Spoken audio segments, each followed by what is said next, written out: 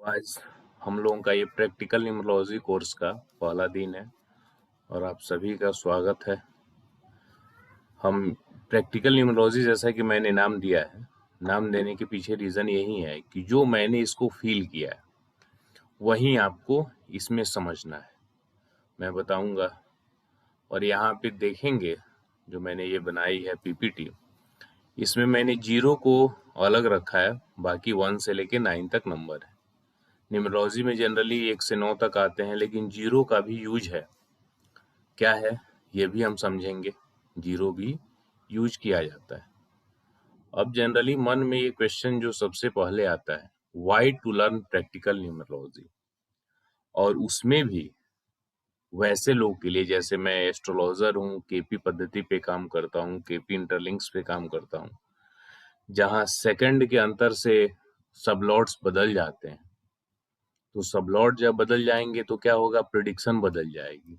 दो जुड़वा बच्चे होते हैं, दो जुड़वा भाई हैं या जुड़वा भाई और बहन है, तो उनकी डेस्टिनी एक जैसी नहीं होती है। जन्म में 2 4 5 मिनट का अंतर होता है तो बदल जाता है।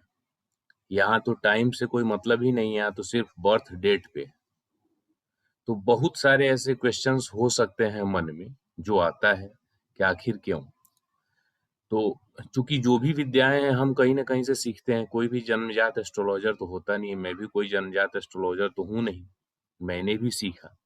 लेकिन दो चीजें होती हैं किसी भी विद्या को, किसी भी साइंस को आप सीखते हैं तो पहला, आपने अपने माइंड में शुरू से ही मान लिया, माइंड मेकअप आपका हो गया कि नहीं ये सही नहीं है, हम इसको नहीं मानते।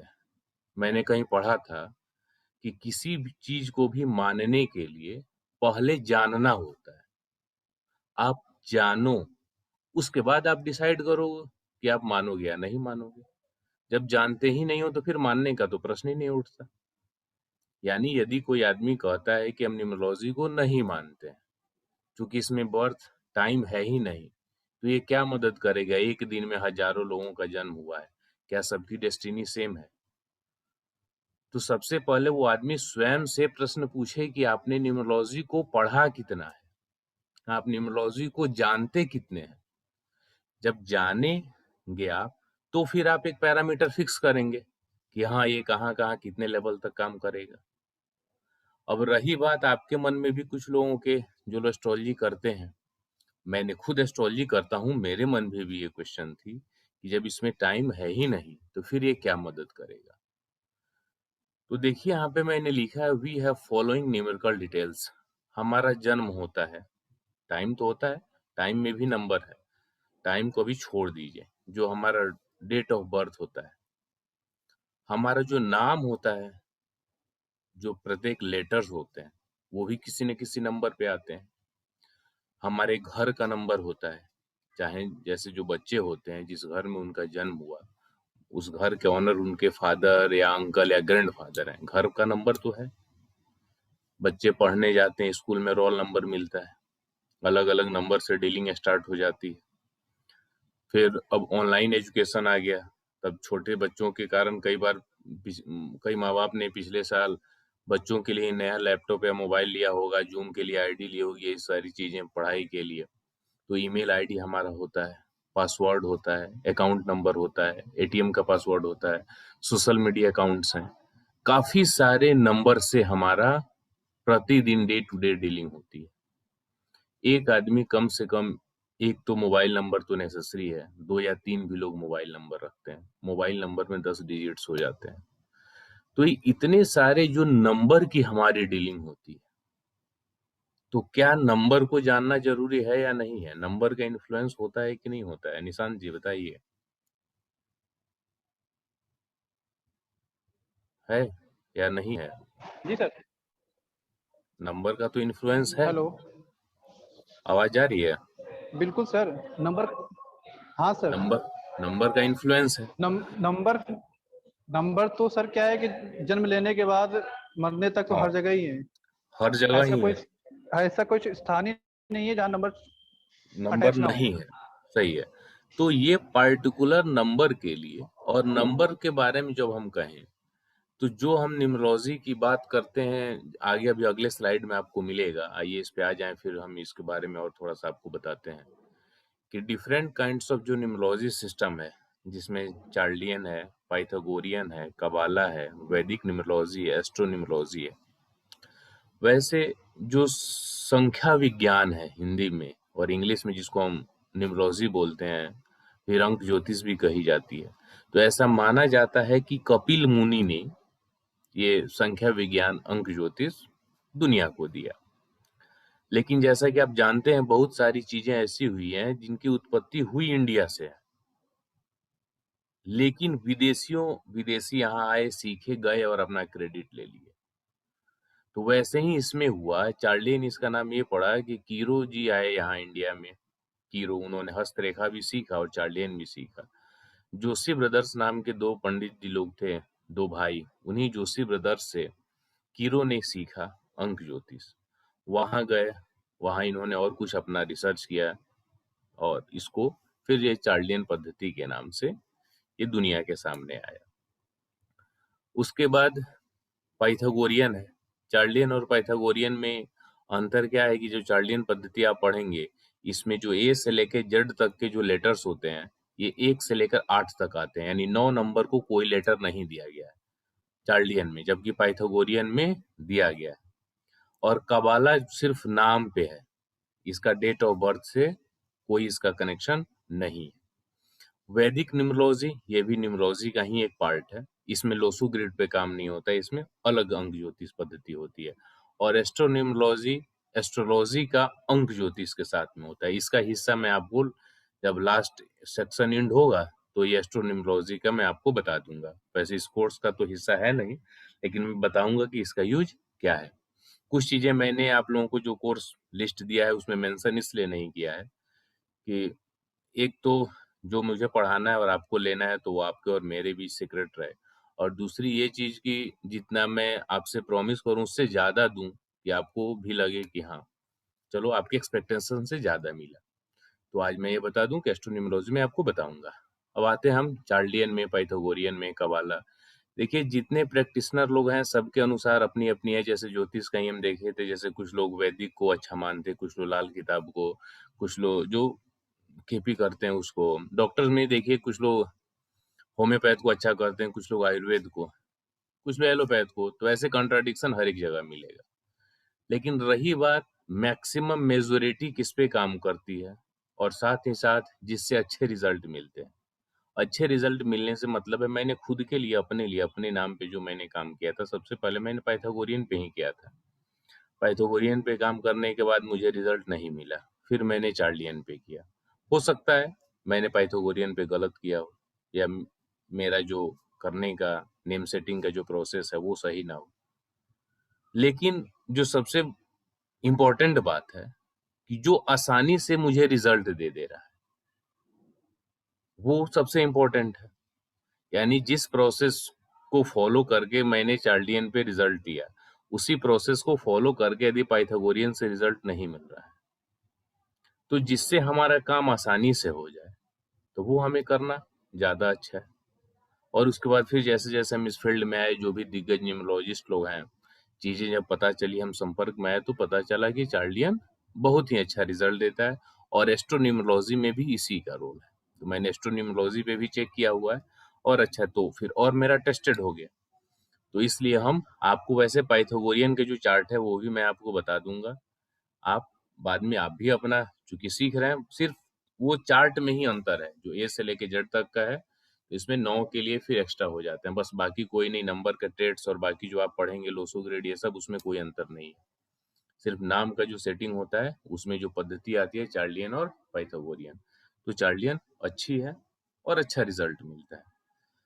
और जो मैं अपना नाम लिखता हूँ सुमंत कश्यप, चार्लियन के थ्रू ये 5 पे आता है और मुझे अच्छा रिजल्ट मिला। प्लस जो मेरे ग्रुप्स के नंबर है यहाँ 5 आप देखे होंगे, जैसे आज 23 तारीख मैंने चालू किया है, 23 भी 5 है। मेरे जो वर्कशॉप स्टार्ट होते हैं 5 को चालू होंगे, या 14 को, या 23 को। कभी कभी किसी पार्टिकुलर मंथ के लिए 22 भी मैं लेता हूँ। तो ऐसे मतलब 4 5 6 ये 3 नंबर मूव होते रहते हैं। जो लोग मेरे ग्रुप्स वगैरह में होंगे तो देखे होंगे, जानते होंगे। तो यहाँ एक कहने का जो मेरा अब तक एक्सपीरियंस रहा, तो मैं आपको ये बताऊंगा कि न्यूमरोलॉजी को हमें अपने लिए एक टूल के तरह इस्तेमाल करना है, क्योंकि नंबर्स का हमेशा यूज है। तो उस नंबर्स का हम कैसे बेनिफिशियल तरीके से प्रयोग कर सकते हैं, ये न्यूमरोलॉजी बताएगी। किसी को मोबाइल नंबर लेना है, इसमें ज्योतिष आपकी मदद नहीं करेगा, अंक ज्योतिष ही करेगा। आपको ऑफर मिला कि चलो सिलेक्टेड, आप गाड़ी का नंबर ले लो जो आपको लेना है, इसमें ज्योतिष आपकी मदद नहीं करेगा। आप घर लेने गए, किसी फ्लोर पे 10 फ्लैट्स खाली हैं, सबका अपना नंबर है, आपके ऊपर है जो लेना है वो लो, तो वहां ज्योतिष मदद नहीं करेगा। वास्तु क्या मदद करेगा? यदि आप वास्तु जानते हैं तो वही घर का वास्तु आप देखेंगे ना, घर के नंबर का भी इफेक्ट होता है। तो ऐसे बहुत सारे जगह हैं जहां पे न्यूमरोलॉजी आपकी काफी मदद करेगी और आप अच्छा रिजल्ट भी इससे लेंगे। अब यहीं पे क्वेश्चन आपके मन में यदि उठ सकता है जनरली, कि जो नंबर्स होते हैं जैसे 1 से लेके जो 9 तक, इनको प्लैनेट से भी जोड़ा गया है। जैसे 1 सूर्य है, 2 चंद्र है, 3 गुरु है, 4 राहु है, 5 बुध है। तो क्या एक नंबर की जो क्वालिटीज हैं, सेम क्वालिटी सूर्य का होता है? क्या जो 2 नंबर की क्वालिटी है वो सेम चंद्र की होती है? तो यहाँ मैं आपको ये कहूंगा कि इस चीज में थोड़ा सा डिफरेंस है।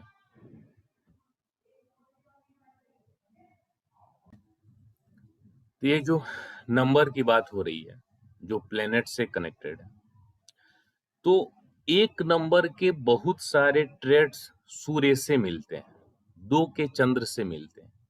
लेकिन हम ऐसा नहीं कहेंगे कि पूरी तरह से जो एक नंबर है उसमें सूर्य की विशेषता होगी, क्योंकि नंबर अलग है, नंबर वाइब्रेशंस पे काम करते हैं और हमें उसी की जरूरत है।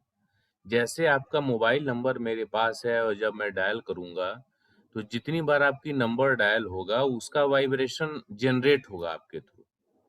जो आपका नाम है, जब आप नाम लिखेंगे तो वह उसके वाइब्रेशंस, जब कही जाएगी नाम आपका लिया जाएगा, जब पुकारा जाएगा तो वो वाइब्रेशंस क्रिएट होते हैं।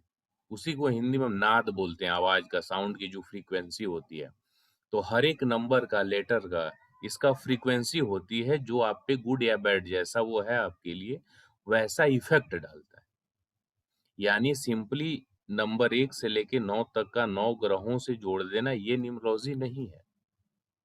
जैसे राहु का ट्रेड से आप सोचें कि कंप्लीटली वो 4 नंबर है, तो ऐसा नहीं है। राहु आपकी कुंडली के अनुसार बहुत सारे रिजल्ट देता है। राहु कई सारे प्लैनेट्स के भी रिजल्ट देता है, लेकिन नंबर 4 का ट्रेड्स अलग है, नंबर 8 का ट्रेड अलग है। तो इसलिए नंबर को प्लैनेट से जो जोड़ने वाला सेक्शन है वो मैं आपको एस्ट्रोन्यूमरोलॉजी में बताऊंगा कि इसका रोल कहाँ है। तो अभी प्रारंभिक तौर पे आप कुछ समय के लिए भूल जाएं कि जो नंबर्स हैं ये प्लेनेट से जुड़े हुए हैं। आप इस अंक ज्योतिष को, न्यूमरोलॉजी को एक कंप्लीट अलग सब्जेक्ट समझ के चले। अलग तो है ही, प्लेनेट से इसका कोई संबंध नहीं है। अभी आप इस पॉइंट को मान के चले। जो अभी मैंने आप लोगों को बताया, इससे रिलेटेड कोई समस्या है, कोई क्वेश्चन है तो बताइए, फिर हम लोग आगे बढ़े। बेझिझक पूछिएगा आप अपने प्रश्नों को।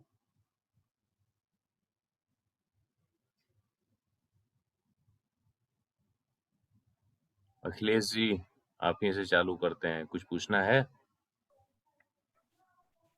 नहीं नहीं, पूछना नहीं सर। अच्छा, राज ये बताइए, राजेश लिखा हुआ है, क्या नाम है आपका मैम? प्रिया माधुरी। अच्छा प्रिया मैम, बताइए आपको कुछ पूछना है? जी सर, ये जो आपने वो जो 5 अलग अलग बताए ना न्यूमरोलॉजी के लिए, हाँ इससे पहले वाली स्लाइड में था ना? हाँ बताइए। हाँ, इसमें ये वैदिक न्यूमरोलॉजी और एस्ट्रो न्यूमरोलॉजी, ये मतलब दोनों अलग अलग कैसे है? हाँ, तो ये दोनों अलग है। वैदिक न्यूमरोलॉजी अलग है, एस्ट्रोन्यूमरोलॉजी अलग है। एस्ट्रोन्यूमरोलॉजी में इसका काम है, जो आप ये चार्लियन पढ़ेंगे ना, तो इस जी चार्लियन को जब हम एस्ट्रोलॉजी से जोड़ देते हैं तो एस्ट्रोन्यूमरोलॉजी हो जाता है। जी। और वैदिक? वैदिक न्यूमरोलॉजी अलग है, उसमें ग्रहों की दशाएं, अंतरदशाएं जो होती हैं, प्लस उसमें जो ग्रिड होता है वो अलग होता है। चार्लियन में आप लोसो ग्रिड पढ़ेंगे, इसका अंकों का अलग ग्रिड निकलता है और इसमें ग्रहों के द्वारा ही जो भी इसके नियम होते हैं, रूल्स होते हैं, वो ग्रहों पे आधारित होते हैं। तो हम इसके लिए हम ये दोनों पढ़ेंगे सर? नहीं, ये वैदिक बहुत बड़ा टॉपिक, ये अपना ही ये बहुत बड़ा है, प्लस इसको दोनों को लेंगे तो मिक्सचर हो जाएगा, इसका पैटर्न अलग है, इसका अलग है। तो हम चार्लियन इन पांचों में से कौन से पढ़ेंगे सर? हम चार्लियन पढ़ेंगे। ये पांचों में कौन सा नहीं है, ये तो तीनों बस क्या है ना कि चार्लियन पूरा, बाकी जितने नंबर के ट्रेड से लेके आप लोसो ग्रिड ये सब पढ़ेंगे, ये सब पाइथागोरियन में भी आएगा। सिर्फ अच्छा। नाम के सेटिंग के लिए जो अल्फाबेट्स के नंबर है वो डिफरेंस होते हैं, तो उसकी लिस्ट मैं आपको दे दूंगा, जी इसमें अंतर नहीं है। और बाकी लास्ट में मैं आपको इस एस्ट्रोनिमोलॉजी का सेक्शन आपको बताऊंगा क्या है। जी जी सर। वैदिक का अपना कंप्लीट एक अलग ही सिलेबस है, जी ठीक है। जी चलिए, और कोई क्वेश्चन है तो बताइए, और कुछ पूछना है? नहीं सर। चलिए शिवा जी आप। नहीं सर, कुछ नहीं पूछना। चलिए, अब जैसे हमारे पास बर्थ डिटेल्स है, जहाँ यहाँ मैंने लिखा हुआ है, तो इस बर्थ डिटेल्स से हमें समझना है कि हम क्या देखते हैं। तो सबसे पहले डीओबी जैसे 14 जून 1991 अंक में हमने लिख लिया, तो जो ड्राइवर नंबर है इसी को हम मूलांक भी बोलते हैं। तो ये इसका है 5। मूलांक कैसे हम निकालते हैं? जो बर्थ डेट होता है वो बर्थ डेट ही मूलांक होता है। जैसे यहाँ पे 1 होता तो मूलांक 1 हो जाता ड्राइवर। 1 से लेके 9 तक रहेगा तो सेम वही होगा। अब 1 से ज्यादा बढ़ेगा, 10 हो गया तो 1 हो जाएगा, 11 होगा तो 2 हो जाएगा, 12 होगा तो 3 हो जाएगा। तो ऐसे आप उसको जोड़ देंगे। कंडक्टर नंबर या इसको डेस्टिनी नंबर या लाइफ पाथ नंबर बोलते हैं, पूरे को जोड़ देंगे, डेट मंथ और ईयर, तो वह क्या होगा? आपका लाइफ पाथ नंबर होगा। जैसे इसको ऐड करते हैं 1 4 5 6 11 12 21 30 31, 31 में 3 और 1 को फिर ऐड कर देंगे तो क्या हो जाएगा? 4 हो जाएगा। क्लियर है? जी सर। तो मूलांक जो आप जानते हैं 1 से लेके 9, तो उसमें 2 और जोड़ लेंगे।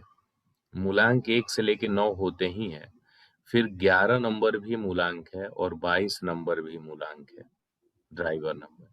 यानी जिनका जन्म 11 तारीख को हुआ है किसी भी महीने का, तो हम उनका ड्राइवर 2 कहें, गलत नहीं है, लेकिन 2 नंबर से उनका ट्रेट नहीं मिलेगा, उनकी जो विशेषताएं हैं वो मैच नहीं करेंगी। रीजन क्या है कि 11 नंबर मास्टर नंबर कहा जाता है। वैसे ही किसी का जन्म यदि 22 तारीख का है तो ड्राइवर नंबर ठीक है, 4 2 और 2 को ऐड करेंगे, लेकिन 22 के अलग ट्रेड्स होते हैं। तो 1 से लेके 9 तक तो है ही, 11 और 22 यानी कुल मिलाकर 11 ड्राइवर नंबर होते हैं। समझ में आया? जी सर। से लेके 9, फिर 11 और 22। यहाँ तक कुछ पूछने वाला है, कोई बात है तो आप बताइए, फिर हम आगे बढ़ते हैं। नहीं सर। क्लियर है? जी सर।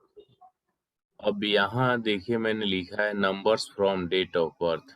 डेट ऑफ बर्थ से कितने नंबर निकाले जा सकते हैं?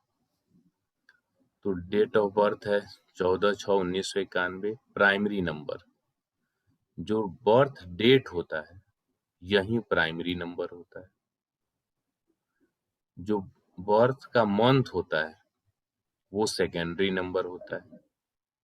एनर्जी नंबर, बर्थ ईयर का जो लास्ट नंबर होता है वो एनर्जी नंबर होता है।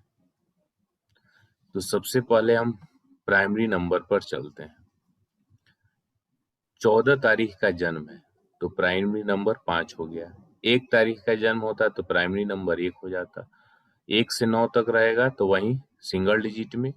उससे जब हम आगे बढ़ेंगे 10 तो 1 हो जाएगा। यदि 11 तारीख का आपका जन्म है तो प्राइमरी नंबर 11 मानिएगा तो अच्छा रहेगा। यदि 12 तारीख का जन्म है तो 1 + 2 यानी 3 हो जाएगा। 13 का है तो 1 + 3 यानी 4 हो जाएगा। वैसे ही मंथ में 1 से 10 तक है तो वो सिंगल डिजिट में आ ही जाएगा, 11वें मंथ का जन्म है नवंबर का, तो उसको आप 2 भी मान सकते हैं और 11 भी मान सकते हैं। 11 मानना ज्यादा बेटर रहेगा, मैंने जो अपने एक्सपीरियंस में देखा इसलिए बता रहा हूँ। 12 रहेगा तो 1 + 2 यानी 3 हो जाएगा। इनर्जी नंबर जो बर्थ डेट है, ये सॉरी बर्थ ईयर है, इसका जो लास्ट वाला नंबर होता है ना, ये इनर्जी नंबर होता है। अब इसमें जो प्राइमरी नंबर होता है वो क्या बताता है? प्राइमरी नंबर जातक के मेंटल लेवल यानी थॉट प्रोसेस को बताता है। सेकेंडरी नंबर जातक के इमोशनल लेवल को बताता है और इनर्जी नंबर जातक के फिजिकल लेवल को बताता है, तो कि मैंने इसमें लिख भी दिया है। समझ में आ रहा है या कोई समस्या आ रही है समझने में? बताइए। ये प्रोसेस में कोई दिक्कत है शिवाजी, अखिलेश जी? तो बोलिए। ये सर एनर्जी नंबर अगर 0 हो, लास्ट में 1990 तो 0 होगा एनर्जी नंबर। हाँ तो 0 होगा, जैसे 1990 का रहेगा तो 0 होगा, 2000 का रहेगा तो 0 होगा, 2010 का रहेगा तो 0 होगा। ठीक है प्रिया जी, शिवा जी, आप लोगों को कुछ पूछना है? जी नहीं सर। No sir. तो अब यहाँ बात आती है कि ये मेंटल, इमोशनल और फिजिकल लेवल है, तो इसका हम यूज कैसे करेंगे? जैसे 0 नंबर आया तो यहाँ देखिए मैंने लिखा है 0 और 1 ये वर्क करते हैं मेटल एलिमेंट की तरह। ये मेटल एलिमेंट है नहीं, मैं बता रहा हूँ, वर्क करते हैं। अभी जब नंबर के लिए आप 5 एलिमेंट थ्योरी पढ़ेंगे तो आपको समझ में आएगा, क्योंकि यहाँ मैं इसलिए क्लियर कर रहा हूँ कि जो नंबर 1 है ये वाटर एलिमेंट का नंबर है। तो यहाँ मैं आपसे क्या बता रहा हूँ कि ये जो एनर्जी नंबर आएगा वो वर्क करेगा मेटल एलिमेंट की तरह। जो 2 और 3 होगा वो वर्क करेगा वाटर एलिमेंट की तरह। सिंगल पार्टिकुलर हम देखें तो जो नंबर 2 है ये अर्थ एलिमेंट का है, नंबर 3 वुड एलिमेंट का है। तो उसको देख के कंफ्यूज नहीं होना है, सिंपल स्टेप अपने दिमाग में रखिए कि जो भी एनर्जी नंबर आपके बर्थ डिटेल्स से निकलेगा तो वह एनर्जी नंबर का जो फंक्शन होगा वह एलिमेंट के आधार पर होगा। आगे जब एलिमेंट आप पढ़ेंगे तो क्लियर हो जाएगा, ये बात दिमाग में रखेंगे। 4 और 5 एनर्जी नंबर यदि आपका है तो ये कैसा वर्क करेगा? वुड एलिमेंट की तरह। 6 और 7 है तो कैसा करेगा? फायर की तरह। 8 और 9 है तो कैसा वर्क करेगा? अर्थ एलिमेंट की तरह। समझ में आ गया? जी सर। कोई कंफ्यूजन नहीं है ना? कोई कंफ्यूजन या कोई दिक्कत है तो बताइए। रिया जी आपको समझ में आ रहा है? जी सर। चलिए।